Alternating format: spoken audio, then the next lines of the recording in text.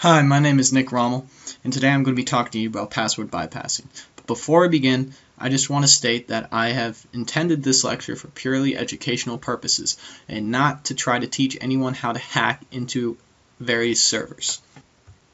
In this lecture, I will first talk to you about what password bypassing is, and then I will give a few examples of different password cracking software, which are all available for download on the internet. One of these software that I will speak to you about is free to download. The other two you need to pay for a license to use. I will then speak to you about how social engineering relates to password bypassing and the different techniques and terms used by hackers to steal your account information and passwords. I will then talk to you about how internet sniffing can be used to obtain passwords and account information.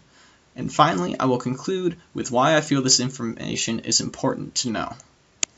Password bypassing is the process of recovering passwords from data either stored or transferred by computers. It can be either good or bad, meaning that it just depends on the person behind the keyboard.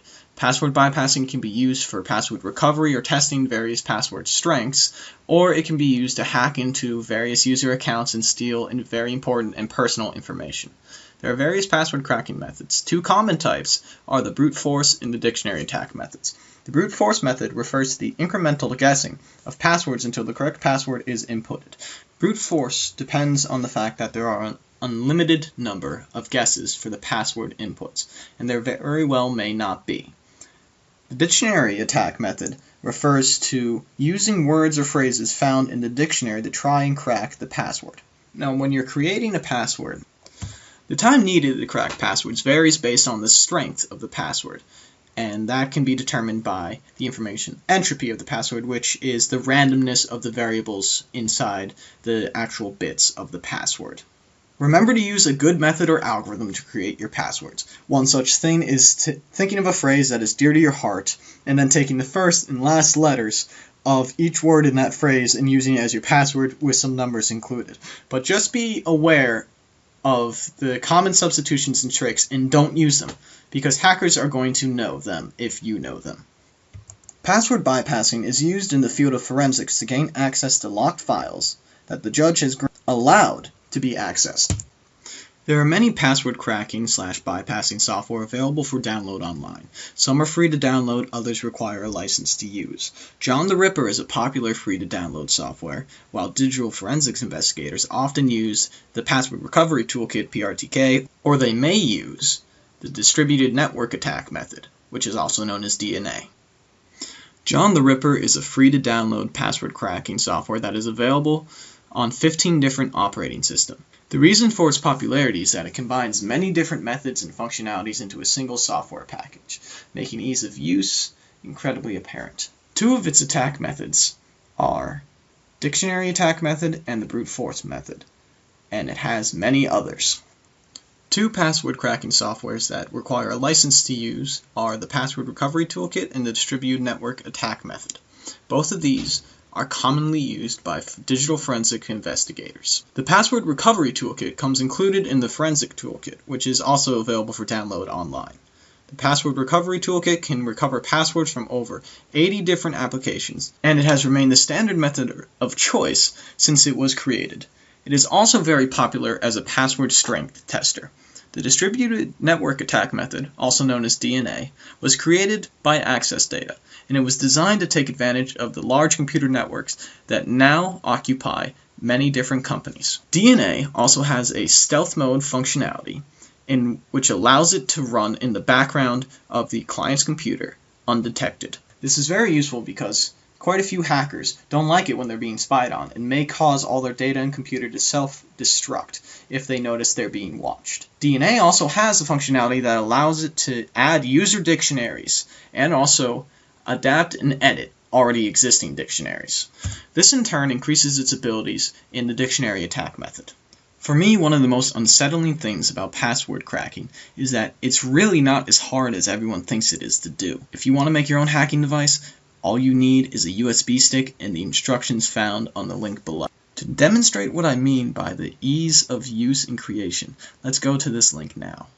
This site gives step-by-step instructions on how to turn an ordinary USB stick into a hacking device, and all you need to do is download these 5 software packages and then follow these instructions by writing a few things in Notepad and then installing it on your USB. The amount of time this would take to complete is only limited by how quickly your computer can download something from the internet.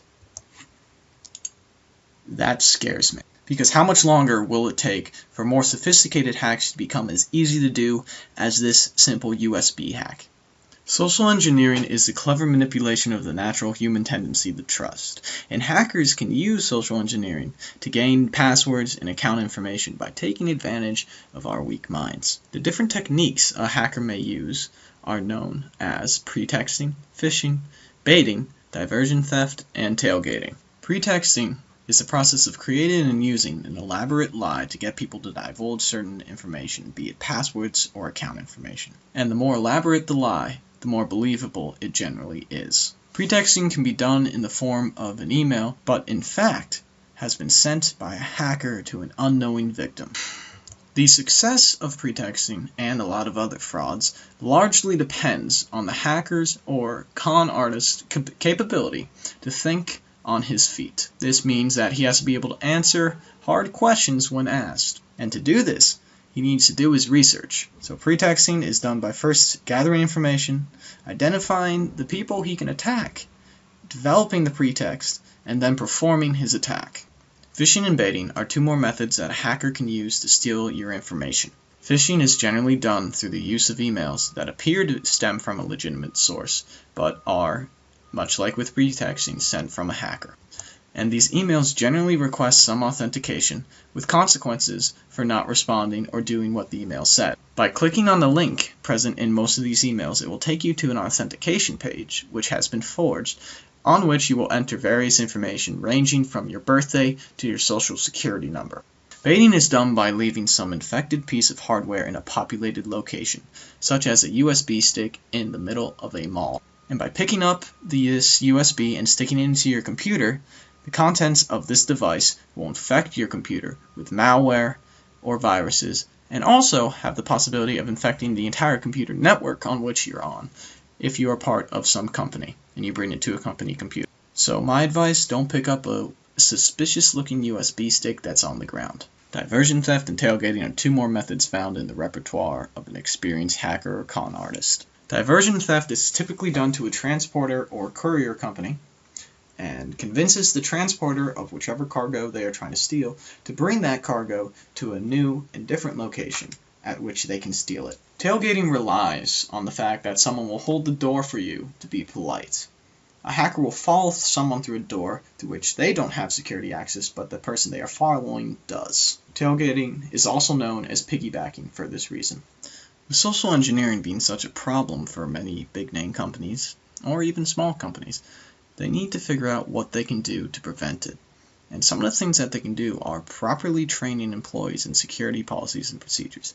I know that seems obvious, but I can't undermine the importance of that state. Because even something as simple as holding the door for someone who forgot their identification can lead to a company-wide hack. One of the other things that companies can do is to constantly evaluate and change their security policies, because a lock left in place for a long period of time is either going to rust or is going to be picked. As you can see from this graph, the vulnerabilities in various software has increased as the years have progressed. Hacking is finding more holes to play with. And if you look to the pie chart to the left, you can see a breakdown of the common sources of social engineering threats to many companies, the majority of which are phishing email. This again emphasizes the importance of proper employee training in security policies and procedures. Internet sniffing can be used for the interception of packet data that is in transit between computers or on the internet on a public local area network to acquire passwords or account information. And software that can do this very easily is known as Wireshark, and it is free to download. Be very careful about the information you enter onto web pages while on a local area network that is unsecured and public for URLs that do not have the HTTPS denotation at the beginning of it. Because if they don't, they are not secured, meaning that they can be read in plain text with any information also read in plain text that has been inputted onto them. The reason you need to know all this information I have spoken about in this lecture is because this information can help prevent you from getting hacked. No one is safe, not even the government. In a single hack, over 2.5 times the information in Congress of government secrets was leaked to the public on the internet. There have also been computer programs that have been developed that blow up machinery, such as Stuxnet. With all of these various hacking methods and technologies and programs being created, we need to learn to defend ourselves from all these hacks, because the next war fought will be that of a cyber nature. And currently, the US, power grids, and the government are all pretty defenseless. I am not trying to scare you by telling you this. I am just trying to inform you about the nature of the current situation in which we are in. So please, listen to the advice I've given throughout this lecture, and hopefully your chances of being hacked will be reduced. In this presentation, I spoke about password bypassing, and I gave a general description of it, followed by 3 examples of password cracking software that are all available for download on the internet. I then spoke about social engineering's relation to password bypassing, and the various techniques hackers can use that you need to be aware of. For if you're not, the company you work for is very liable to be hacked. I then spoke briefly on how internet sniffing can be used to obtain passwords through the use of a software known as Wireshark. I concluded by telling you why I feel this information is important to know, and informed you a little about the situation that hacking has put our country in. I hope you found this presentation informative and useful. If you have any questions, feel free to leave a comment below. I will get back to you as soon as I can. Or you can visit my website, which has more detailed information on the topics that I spoke about. I have linked my website in the description. Thank you for taking the time to watch this lecture.